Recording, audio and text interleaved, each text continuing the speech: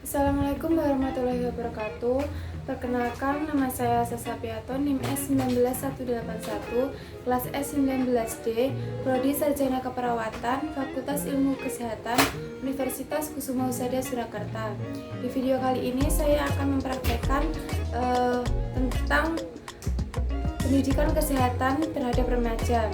Baik, langsung saja untuk videonya. Selamat menyaksikan. Assalamualaikum, selamat pagi Mbak. Waalaikumsalam, pagi Mbak. Mbak, perkenalkan saya perawat Hasa dari Puskesmas Kalijambe. Di sini sebelumnya dengan Mbak siapa? Mbak Mas Rifa, Dengan Mbak Mas Rifa. Usianya berapa Mbak? 17 tahun. Dengan Mbak Mas Rifa usia 17 tahun ya. Nah, tujuan saya datang ke sini, saya akan memberikan penjelasan mengenai kesehatan reproduksi pada remaja terhadap remaja di desa ini, termasuk Mbak Mas Rifa ya. Nah, Mbak Mas Rifa kan ini usianya masih 17 tahun, jadi masih masuk dalam kategori remaja ya. Nah, baik Mbak, nanti untuk prosedurnya saya akan menjelaskan materinya. Nah, di sini saya mempunyai brosur. Nanti saya akan menjelaskan materinya dan Mbak Mas Rifa bisa menyimaknya dari brosur ini ya. Untuk waktunya kurang lebih 15 sampai 20 menit ya Mbak. Sebelum saya mulai, apakah Mbak Mas Rifa sudah bersedia? Sedia. Baik, langsung saja saya mulai. Sebelumnya Mbak Mas Rifa apakah sudah mengetahui tentang apa itu kesehatan reproduksi? Belum tahu. Baik, saya mulai dulu dari pengertian remaja ya Mbak. Pengertian remaja, remaja berasal dari kata Latin adolescentia yang berarti tumbuh atau tumbuh menjadi dewasa, dan anak dianggap sudah dewasa bila sudah mampu mengadakan reproduksi ya Mbak. Nah, untuk pembagian remaja sendiri terdapat 3 fase, yaitu yang pertama masa remaja awal dari usia 12 sampai 15 tahun, yang kedua masa remaja pertengahan dari usia 15 sampai 18 tahun, dan yang ketiga yaitu masa remaja akhir dari usia 18 sampai 21 tahun. Baik Mbak, apakah saya terlalu cepat dalam menjelaskan? Tidak. Baik, saya lanjut ya. Selanjutnya saya akan menjelaskan tentang pentingnya remaja mengetahui tentang kesehatan reproduksi. Yang pertama, agar memiliki informasi yang benar mengenai proses reproduksi. Yang kedua, agar remaja memiliki sikap dan tingkah laku yang bertanggung jawab tentang proses reproduksi ya. Dan yang ketiga, agar mampu mengetahui masalah kesehatan reproduksi dalam dirinya sendiri. Nah, selanjutnya saya akan masuk untuk penjelasan kesehatan reproduksi. Reproduksi merupakan proses kehidupan manusia dalam menghasilkan keturunan demi kelestarian hidup. Kesehatan reproduksi sendiri merupakan kesejahteraan fisik, mental, dan sosial yang utuh, bukan hanya sebatas bebas dari penyakit atau kecacatan dalam segala aspek yang berhubungan dengan sistem reproduksi, fungsi, serta prosesnya ya Mbak. Nah, selanjutnya saya akan menjelaskan masalah kesehatan pada remaja. Yang pertama yaitu ada gizi remaja, yang kedua merokok dan nafsa, yang ketiga seks bebas, yang keempat HIV atau AIDS, dan yang kelima kehamilan di luar nikah, yang keenam aborsi pada remaja, dan yang terakhir infeksi menular seksual.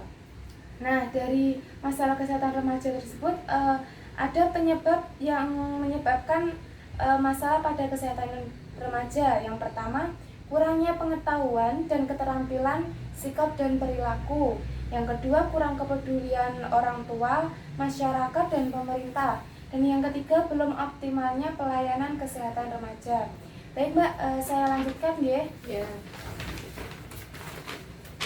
Selanjutnya ada seksualitas pada remaja. Yang pertama biologis, yaitu anatomi fisiologi alat reproduksi. Yang kedua psikologis.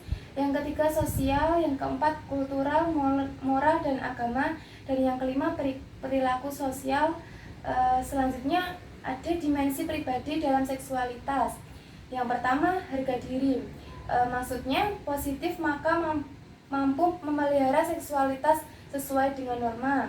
Yang kedua ada kemampuan komunikasi, yaitu cara mengekspresikan perasaan dan keinginan baik akan mudah menanggulangi suatu masalah. Yang ketiga ada keputusan, yaitu kemampuan memutuskan langkah terkait dengan dorongan seksual. Selanjutnya ada sikap positif tentang seksualitas yang dapat ditunjukkan dari diri sendiri nggih.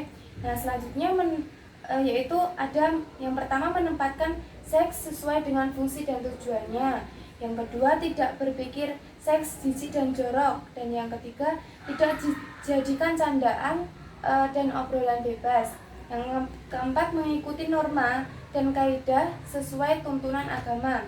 Yang terakhir yaitu didiskusikan dalam konteks ilmiah sesuai fungsi dan tujuannya.